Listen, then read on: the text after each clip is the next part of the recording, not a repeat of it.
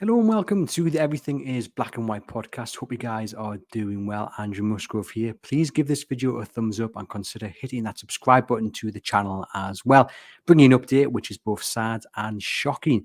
It's been announced by Newcastle United that their Chief Executive Officer Darren Eales is to step aside due to health issues. The 52-year-old has been diagnosed with a chronic form of blood cancer. And it goes without saying that everyone here at Chronicle Towers wishes Darren all the very best in his fight against the disease. Darren has released a statement in which he talks about his pride and privilege of being CEO of Newcastle United, and I'll read a bit more of that later on in the episode. But I want to take you guys back to August 2022 when Darren Eales was confirmed in that role. And I don't know about you, but me personally, I felt it was a massive coup that Darren Eales had become Newcastle United's Chief Executive Officer. He's been such a success over in America with Atlanta United, taking them from nothing to this absolute force in American soccer. Success on the pitch, success off the pitch. We all have seen the Mercedes-Benz Arena. Newcastle United played there a couple of seasons ago, and what a fantastic place it is to call home. And Eales had a part in getting that done for Atlanta United. And if Newcastle United can get anything like that here on Tyneside, well, we'll be very, very fortunate. And he has been front and centre of everything Newcastle United since he joined. He was often the man who journalists spoke to and several times sat down and explained decisions that the club had taken and the vision for the future as well. And of late, there's been some criticism of him. And in an interview with the club, upon this announcement, he does address that. He says, there will be ups and downs, but it's still a very exciting journey that Newcastle United are going on. He was never one to shy away from the tough questions. A very approachable man, a man who I think understood the role that he was in, the importance of it, the pressure that he was maybe under as well, and the expectation that comes with that, especially given the funds behind him. But he's also a very approachable man to the everyday Newcastle United fan, and that's probably more important than anything in this part of the world. I remember the Adidas kit launch, hundreds of fans queuing throughout the night, and Eales came down from St James's Park about 10 to 9. So before the doors opened, it was a cold night, a cold morning, and he went around and shook people's hands. He spoke to hundreds of people, thanking them for coming down. And having waited throughout the night, that really did make a difference. I spoke to a few fans afterwards, and they just said, wow, for him to come down really did warm the heart. I was there for the stack opening as well. He cut the ribbon, and again, he was bombarded with requests for handshakes, autographs, selfies, and he obliged with every single one. He really understood the role that he had, not just from a business point of view, but also the fact that he was representing the club.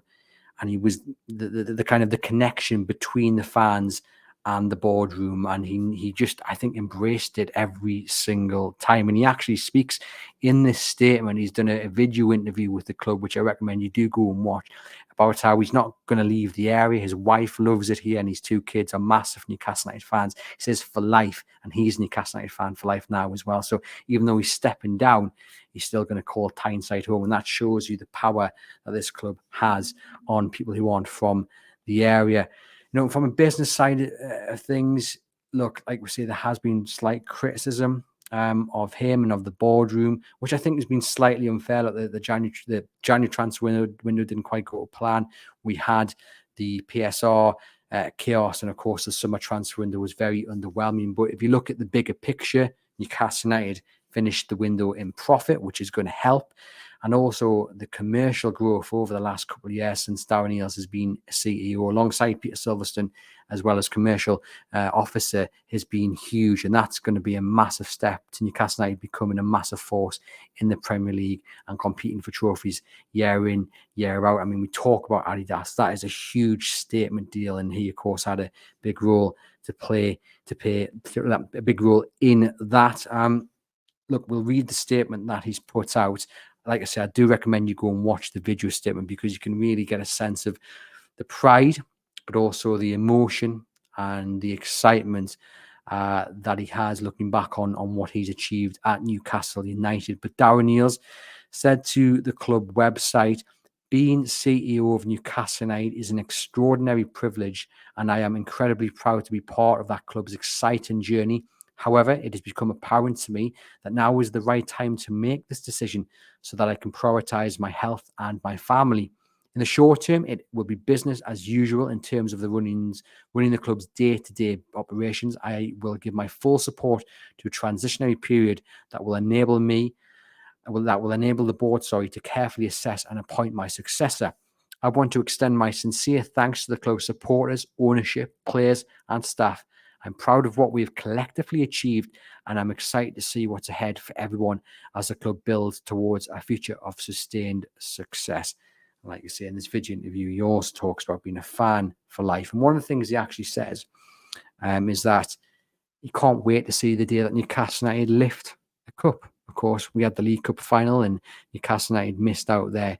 But he referenced something that I always reference when I think about that day, and that's the city closing down for a week. And when he talks about it, you can see the excitement in his face. But you also get the sense of, I don't know if regret is the right word, but the fact that he is being forced to step down by something totally out of his control. He will never want to step down from this role because he's 2 years into the project and it's a big project. It's a 10-year vision, really. And to step down now, will hurt him. But as we all know, family has to come first, health has to come first. And this is what he has to do, in his battle against this disease. And we wish him well in that. I think when it comes to the business side of things, in terms of losing your CEO right now, there's a lot going on at Newcastle United, which will make this a very awkward moment to do so. Again, without a shadow of a doubt, health comes first.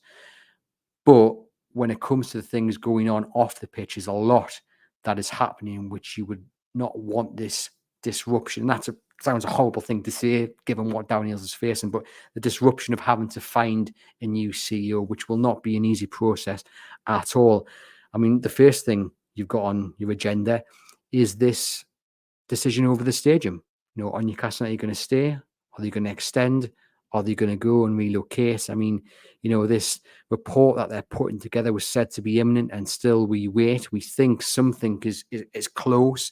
There's talk about something being released to the fan advisory board next month, but we wait and see on that.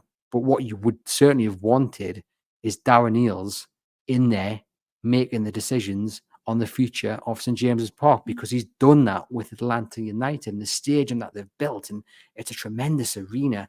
So to lose Eales' experience and leadership at this vital moment, it will hurt Newcastle United. It will do, undoubtedly. And you've also got the issue of Paul Mitchell and Eddie Howe. Now, we hope things are much better than where they were.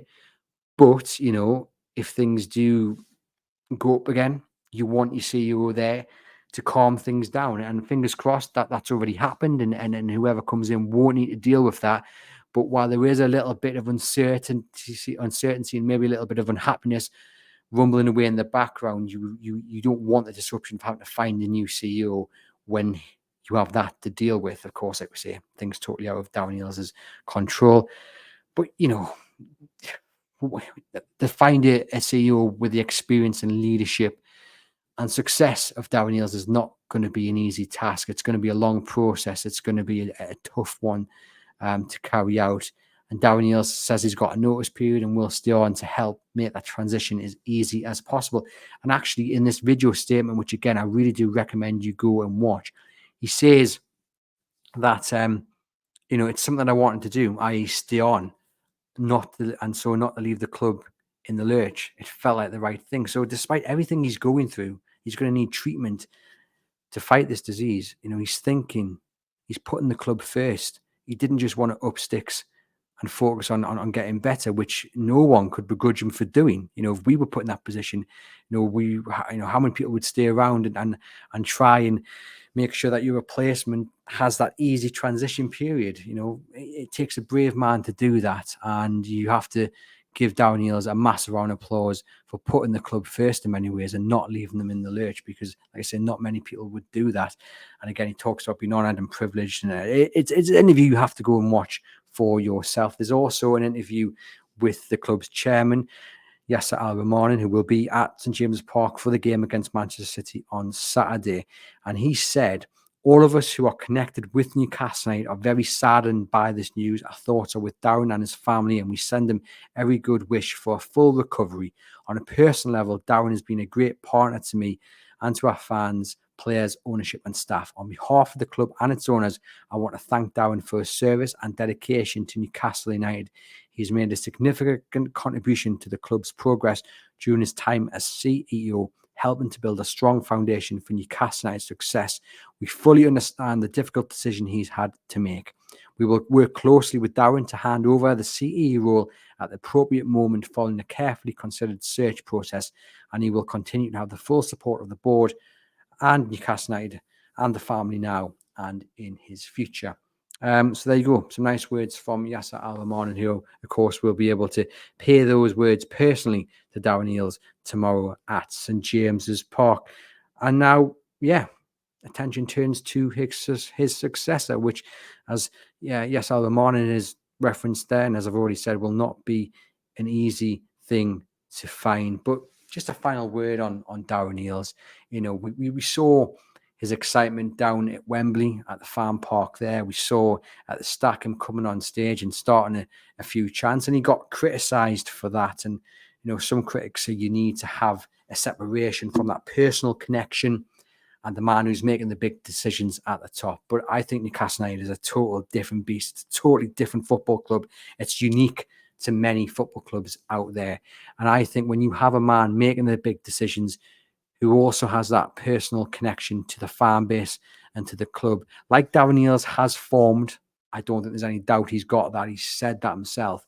I think that's very important when it comes to the day-to-day running of Newcastle United. Some will say, well, it doesn't allow you to be business first. It doesn't allow you to be ruthless. But I think that's maybe a little bit unfair on Darren Eales, because what's to say he can't have that emotional connection and still be the businessman first. You know, he's made some big decisions. And he's been the man who's had to steer Newcastle United through some tricky waters with the departure of Dan Ashworth, you know, and the arrival of Paul Mitchell and everything that's gone on since, with two transfer windows which have been totally underwhelming, and then the PSR chaos as well. Some tough months have gone from a footballing point of view at Newcastle United, and Darren Eales has had to oversee that and had to come through the other side, and Newcastle United have done. They made profit in the summer window. We would have all liked them to have signed players, and maybe it might come back to bite them on the behind as this season goes on. But when it comes to being able to splash some cash maybe in January or next summer, the profit that they made this summer gone will be huge. That will allow them to spend money, and Darren Eales, alongside Paul Mitchell with the weeks he had, you know, oversaw that. So bigger picture wise, I think Darren Eales has left Newcastle United with some wonderful foundations to build on, and hopefully that leads to success. And he talks about that success and wanting to see them lift the cup, which is really nice.